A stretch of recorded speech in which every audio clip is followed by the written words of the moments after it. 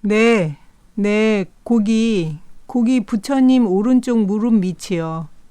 햇볕이 아주 따뜻하고 돌기는 까끌까끌하니 좋아요. 거기 살짝 손을 넣어보면 연꽃잎하고 사이에 좀 들어간 부분이 있어요. 거기를 살살 만져봐요. 보드랍게. 그리고 손을 조금 위로 올리면 오른쪽 무릎 전체 동그란 면을 더듬다 보면 거기 다리가 접힌 부분에 생긴 옷주름 3개가 있죠. 거기를 선 따라 하나하나 엄지, 검지 2손가락으로 밀면서 만져봐요. 약간 까실까실하죠? 그 다음에 이제 부처님 오른손, 손목 있는데 소복하게 손등이 있고 이어서 새끼손가락 끝에 손톱, 바로 밑으로 4번째 손가락이 있고 또 3번째 제일 긴 손가락이 쭉 있고 제일 긴 손가락의 손톱을 한번 더듬어주고 그리고 검지, 날렵하게 휜 매끈한 검지 손가락 그 손끝에서 위쪽으로 잘 생긴 선을 따라서 쭉 다시 팽팽한 손등 있는 데로 올라가요.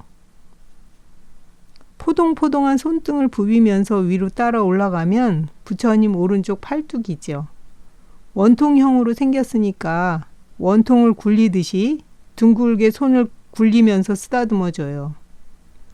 바깥에서 안쪽으로 쓰다듬어 가다 보니까 그 팔뚝을 얹어 놓은 부처님 허벅지 근육, 단단한 허벅지가 만져져요. 그 허벅지 근육을 덮은 옷자락에 둥근 주름이 4개 있고 그 홈들을 따라 손가락을 놀리면 부처님 치골이 있고 치골 위로 허리, 부처님의 허리가 만져져요. 잘록하게. 그러니까 저쪽 부처님 왼쪽 어깨에서 쭉 흘러내려온 옷주름이 하나, 둘, 셋, 넷, 다섯, 6개의 주름이 이렇게 쪼여져서 맵시 있는 허리의 긴장을 드러내는 거죠. 거기를 이렇게 동그랗게 팔을 돌려 부처님 허리를 살짝 잡아당겨 한번 안아봐요. 그 다음에 부처님 보들보들한 가슴살 있는 데로 올라가요. 갈비뼈 밑부분과 옷주름이 만나는 거기가 바위가 원래 그런지는 모르지만 살짝 들어가서 좀 패여 있어요. 거기를 손바닥으로 밀면서 넓게 훑어요. 사실 불상은 부처님의 나신이잖아요. 옷으로 덮여진 부분도 아주 얇은 투명한 옷을 걸친 느낌으로 살피듬이 그대로 드러나게 만들어요. 부처님은 아주 야한 모습으로 상냥하고 다정하게 대중들에게 다가가려 한 게 틀림없죠. 그리고 그 가슴 중간에 거기 부처님 젖꼭지가 선명하게 있네요. 그 2줄의 원이 너무 선명해서 원 무슨 기하학적 도상 같죠? 부처님 젖꼭지인데 좀 그러네요. 부처님의 젖꼭지를 저렇게 재미없게 도드라지게 할 리가 없는데 이게 아무리 딱딱한 바위지만 뭔가 부피를 잡아가면서 했을 텐데 그런 생각이 들어요. 분명 그 옛날 이 불상을 처음 만들었을 때는 가장자리선을 이렇게 팠다기보다는 바위 속에서 부처님의 가슴의 형태가 자연스럽게 봉긋하게 올라오는 모습으로 했을 것 같은데 그죠? 그리고 그 주위의 넓은 가슴, 오랜 풍화를 견디느라 많이 헐거워졌어요. 그 피부를 손바닥과 손가락으로 넓게 쓰담쓰담 하면서 거기로 쏟아지는 햇살도 함께 만져봐요. 그 다음에 이제 부처님 겨드랑이. 겨드랑이도 좀 아쉽죠? 몰랑몰랑한 겨드랑이가 안 느껴져.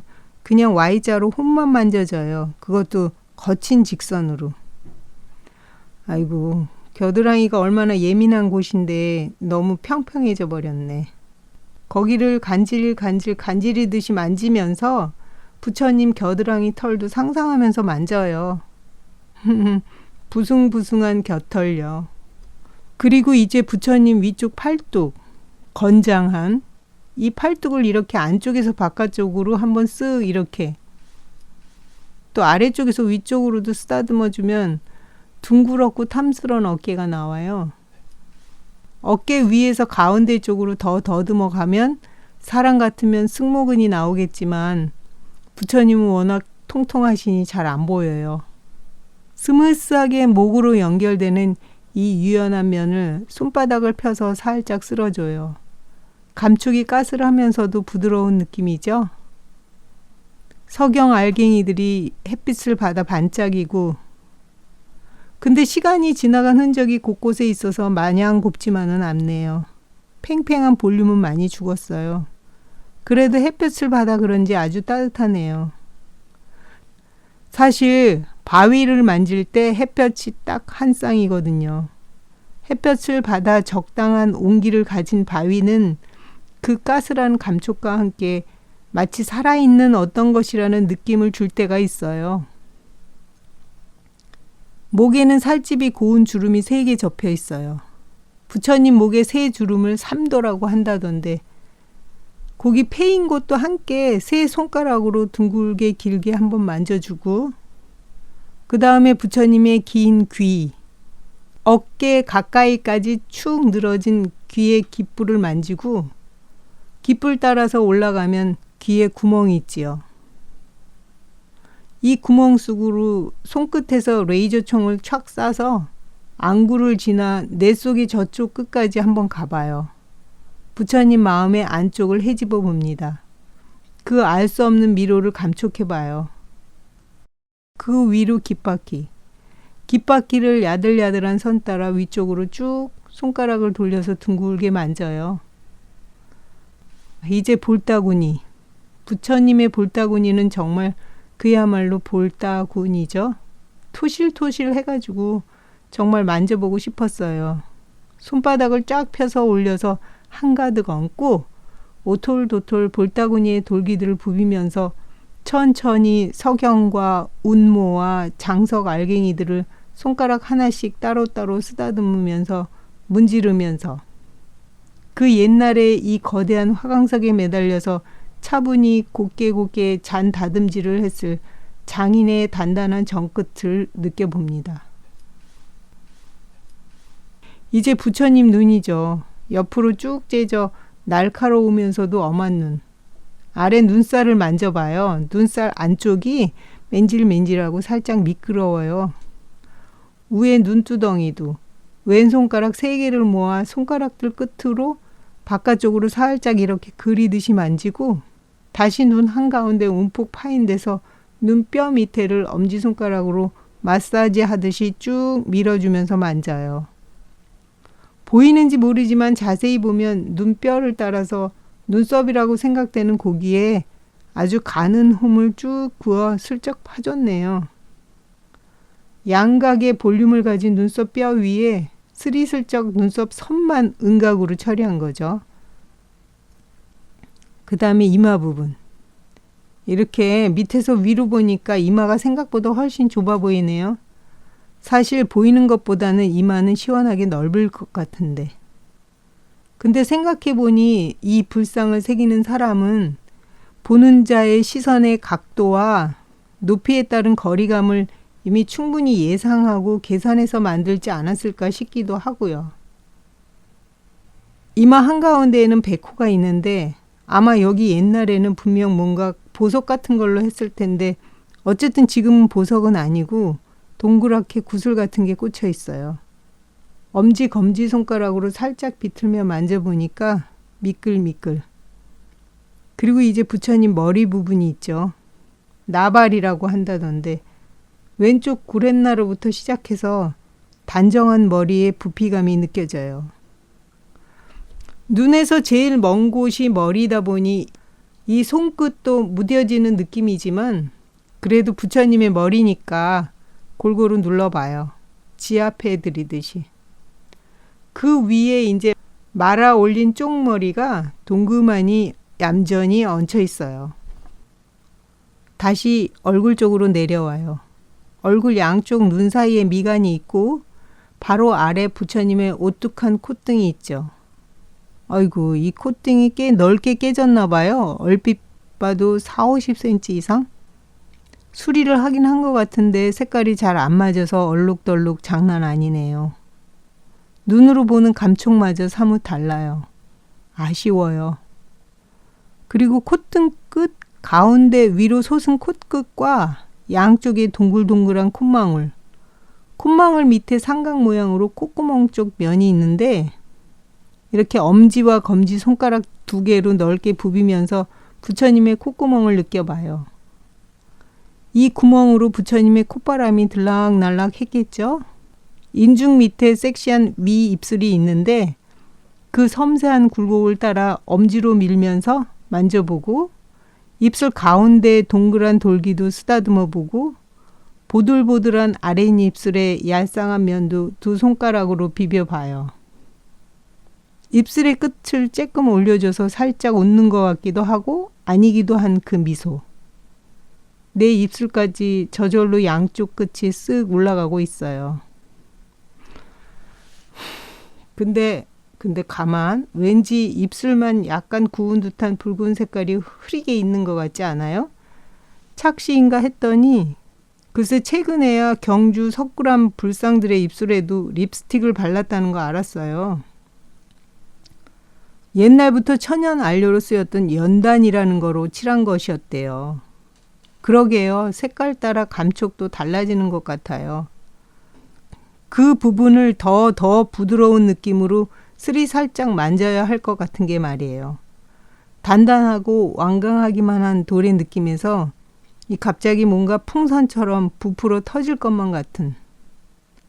거기 바로 옆에 부처님 왼쪽 귀, 얇은 귓바퀴가 널쩍하게 만져지고 쭉 내려와서 살랑한 귓불. 부처님 양쪽 귓불을 어깨에 닿을 때까지 2 손으로 잡아 당겼다가 놔봐요.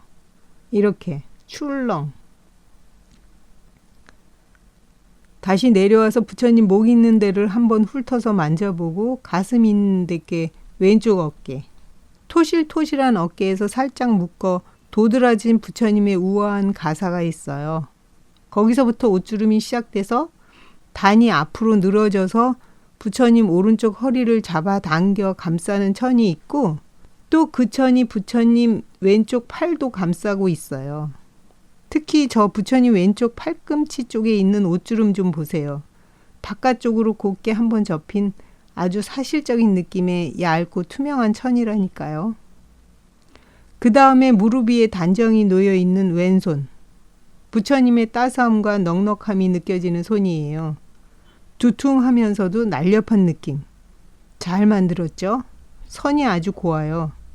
마무리 정질도 잘 돼 있고요. 엄지손가락과 손바닥 안쪽 그 두덩. 너무 토실토실하고 엄지손가락의 우아한 선을 따라서 가면 엄지손톱.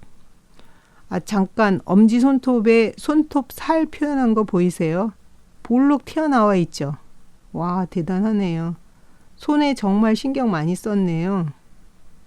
그 엄지손톱 밑으로 쭉 가면서 엄지손가락 및 손바닥에 내 왼손 오른손 둘 다 가지런히 올려놔 봐요.